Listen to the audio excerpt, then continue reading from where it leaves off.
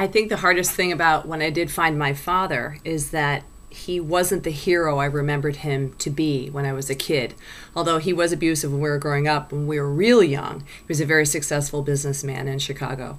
And then he became an alcoholic, and then he abruptly left one day, and then that was all I really remembered was his angry spells. But I knew he had been very successful, and I was just hoping against hope that maybe somehow he had gotten everything together, only to find that when I did go to Paris, I wasn't quite sure what he was doing for a living, and I'm not going to mention what I think it was. You got to read the book, but that's one of the reasons I wrote the book, because I felt the story was so bizarre. It wasn't just the typical daddy goes missing story. It was the old, dad goes missing, the girl has to reinvent herself, all the crap I went through as a child of abandonment.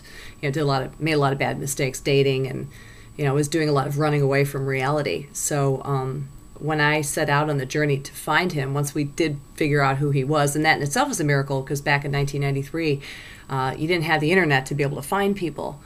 So the fact that I was able to find him in itself was a miracle. And finding him really did help me resolve some of the issues I had had in relationships in the past.